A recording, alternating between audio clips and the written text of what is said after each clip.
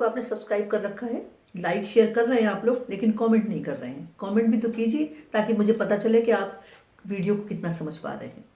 तो इस वीडियो में हम पढ़ेंगे भगवती चरण वर्मा की कविता हम दीवानों की क्या हस्ती। तो कविता पढ़ने से पहले हम उसके शब्दार्थ देख लेते हैं ताकि आपको सरल हो जाए। तो देखिए, उसके शब्दार्थ इस प्रकार से हैं। पहला शब्द इसमें है दीवाना, यानी दीवानों की क्या हस्ती में दीवानों।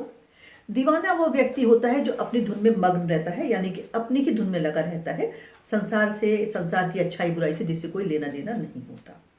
हस्ती का अर्थ है अस्तित्व, यानी कि वो खुद। एक वर्ड आया है मस्ती। मस्ती का अर्थ है मौज, यानी कि आराम से चले जाना, किसी की कोई परवाह ना करना, कोई अच्छा कहे बुरा कहे किसी का कोई भी असर ना लेना। उर्दू का वर्ड अगला आया है आलम। आलम कहलाता है सारी दुनिया, ये संसार, ये पूरा जो है ये आलम है। अगला वर्ड है उल्लास। उल्लास तो आप जानते ही हैं, खुशी और प्रसन्नता को कहते हैं। जब आप बहुत खुश होते हैं तो कैसे उछल जाते हैं, तो जब आप उछल जाते हैं तो हमारा विस्मय आदि बोधक भी बनता है और वो शब्द हमारा बनता है उल्लास। जग, जग भी संसार को कहा जाता है। छक्कर यानी कि तृप्त होकर। छकने का अर्थ है फुल, यानी कि तृप्त हो जाना। तृप्त हो जाने का यहाँ पर ये भाव है, इसका मतलब है कोई कुछ भी कहे वो उस सब से छक कर आगे को बढ़ते रहते हैं। अगला शब्द है आपका भाव, जिसको हम कह सकते हैं फीलिंग्स, या भाव को और इजी वे में कहें तो एहसास या आभास। तो सबसे इसका जो इजी वे है इस भाव को समझने का, वो हम कहते हैं फीलिंग्स। स्वच्छंद, आजाद। स्वच्छंद का मतलब है स्वतंत्र होना, आजाद होना। उर हमारा मन कहलाता है, हृदय कहलाता है। भार का अर्थ है बोझ और आबाद का अर्थ है बसना या रहना। जैसे हम सब इस दुनिया में बसे हुए हैं, यानी कि आबाद हैं। तो ये हो गई आपकी कविता के शब्दार्थ। शब्दार्थ मैंने आपको समझा दिए। अब मैं कविता की लाइनें पढ़ती हूँ। कविता की लाइनें पढ़ने के बाद मैं उसकी एक एक लाइन की व्याख्या आपको समझाऊंगी। तो कविता की लाइनें इस प्रकार से हैं।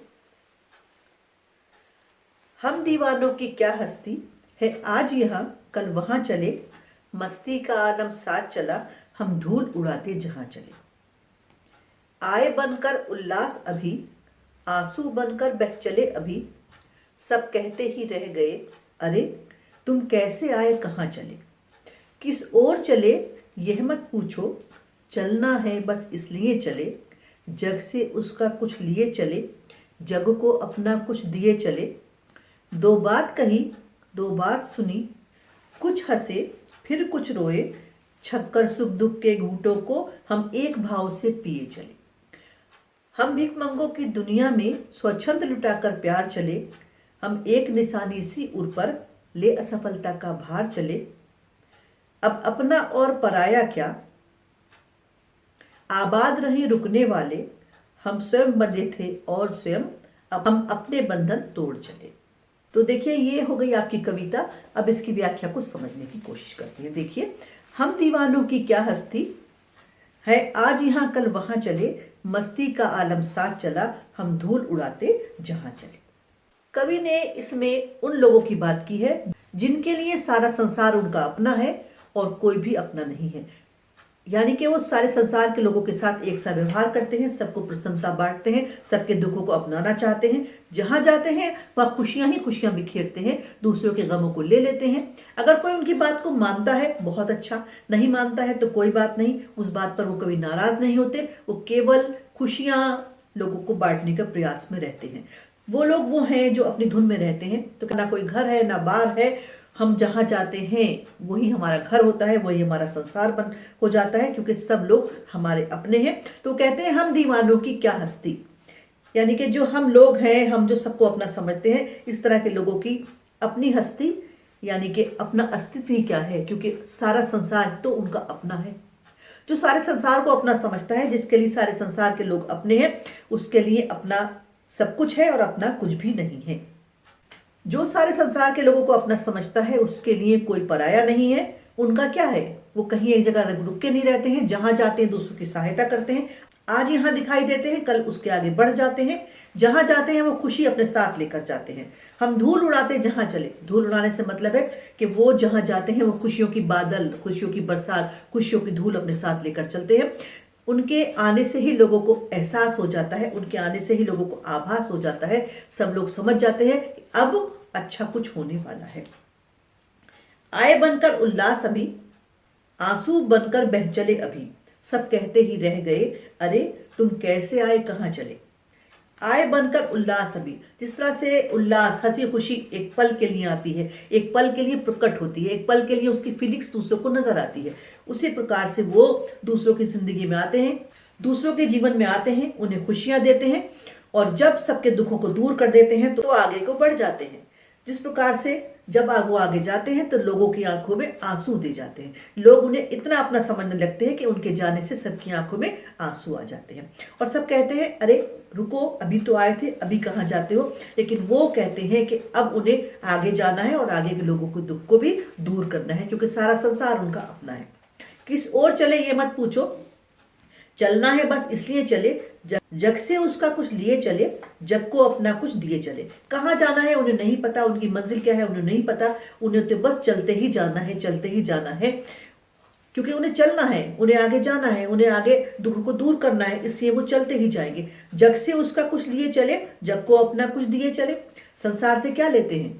संसार से उनका दुख लेते हैं। वो संसार को क्या देते हैं? संसार को पल भर की खुशी देते हैं, उनके दुखों को दूर करने का प्रयास करते हैं।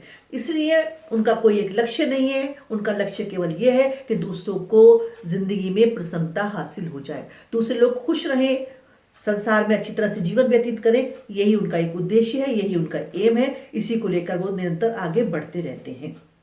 इसीलिए उनका कोई एक राह नहीं है, जब जहां मन चाहता है वहां चले जाते हैं और जहां जाते हैं सबके साथ एक सा व्यवहार करते हैं। उनके लिए व्यक्ति व्यक्ति में कोई भेद ही नहीं। दो बात कही दो बात सुनी, कुछ हंसे फिर कुछ रोए। दो बातें कहते हैं, दूसरों की बात सुनते हैं, यानी अपने मन की बात, अपने मन के विचार उनको बताते हैं, उनकी बातों को सुनते हैं। अच्छा लगता है, हंस पड़ते हैं, किसी के दुख से वो रो भी जाते हैं। छक्कर सुख दुख के घूंटों को हम एक भाव से पिए चले। उन्हें दुख मिलता है या सुख मिलता है, इससे उन्हें कोई फर्क नहीं पड़ता। कोई उन्हें दुख दे या सुख दे, दोनों को वो एक भाव से ग्रहण करते हैं और आगे को बढ़ जाते हैं। हम भिखमंगों की दुनिया में स्वच्छंद लुटाकर प्यार चले, हम एक निशानी सी ऊर पर ले असफलता का भार चले। संसार कैसे लोगों का संसार है? जो स्वार्थी हैं, वो सिर्फ अपने लिए ही सब कुछ चाहते हैं। वो इस स्वार्थी लोगों के बीच में भी सबको एक सा प्यार लुटाकर चलते हैं। जहां वो इस काम में सफल हो जाते हैं वहां तो बहुत अच्छा लगता है उनको, और जहां वो अपने इस काम में हार जाते हैं, अपनी उस हार को अपने मन के भीतर दबाकर आगे बढ़ जाते हैं। जहां से उन्हें दुख मिलता है और जहां उन्होंने प्यार लुटाया होता है, उनको वो कुछ भी नहीं कहते हैं, क्योंकि संसार में अपना क्या पराया क्या, ना कोई अपना है ना कोई पराया है। जो जहां रहता है वो वहीं पर आबाद रहे, यानी कि हंसी खुशी अपने जीवन को व्यतीत करे, संसार में अच्छी तरह से रहे सहे, संबंध सबसे अच्छे रखे, प्यार बांटे, प्यार दे, सबसे प्यार ले। हम स्वयं बंधे थे, स्वयं अपने बंधन तोड़ चले। कहते हैं हम जहां जाते हैं उनसे अपना रिश्ता स्वयं कायम करते हैं। जहां जहां हम जाते हैं उनके साथ अपने संबंध स्वयं बनाते हैं, और स्वयं ही जब हमें आगे जाना होता है तो उन बंधनों को, उन संबंधों को हम तोड़कर आगे बढ़ जाते हैं, उन संबंधों के मुंह में नहीं पड़ते। अगर हम आगे बढ़ने के बजाय संबंधों के मुंह में पड़ जाएं तो हम आगे ना बढ़ेंगे और ना और लोगों की भलाई के लिए कोई कार्य कर सकेंगे। अब कविता को सारांश के फॉर्म में देखते हैं। वो व्यक्ति जिसके लिए सारा संसार अपना है, उस व्यक्ति के लिए खुशियां सबको देना, सबको प्रसन्नता बांटना, सबके दुखों को दूर करना एक समान ही होता है। ऐसे लोग जहां जाते हैं वो अपने साथ उल्लास, हंसी खुशी, मौज मस्ती, मतलब दुखों को दूर करके प्रसन्नता को पास लाने का प्रयास करते हैं। ऐसे लोग खुद जाते हैं, कोई उनकी बात मानता है, बहुत अच्छी बात। अगर बात नहीं मानता है, इस बात से भी वो बुरा नहीं मानते। दो बात कहते हैं, दो बात सुनते हैं। उनकी इस बात के जवाब में अगर उन्हें अच्छी बातें सुनने को नहीं मिलती, तब भी वो इस बात से बुरा नहीं मानते और आगे को बढ़ जाते। वो एक जगह रुक कर नहीं बैठते, वो एक जगह टिक कर नहीं बैठते, क्योंकि सारा संसार उनका अपना है और सारे संसार के लोगों के दुख को उन्हें दूर करना है, हर तरफ खुशी को बिखेरना है, संबंधों को अच्छा बनाना है। इसलिए स्वयं रुकते हैं, स्वयं रिश्ते बनाते हैं, स्वयं संबंध बनाते हैं, स्वयं लोगों के साथ बैठते उठते हैं, उनके दुख सुख को शेयर भी करते हैं, और अगर कोई उनकी बात को ना सुने तो बुरा भी नहीं मानते हैं, और इसके साथ ही असफलता का भार मन पर लेकर आगे बढ़ जाते हैं, और फिर निरंतर अपने उसी काम में लग जाते हैं कि प्यार बांटते चलो। बच्चों, ये हो गई आपकी बहुत ही सुंदर कविता हम दीवानों की क्या हस्ती। उसका जितना भी हिस्सा मैं आपको बता सकती थी मैंने समझाने की कोशिश की है, आपको समझ में आया होगा। लाइक शेयर जरूर करिएगा। Thank you.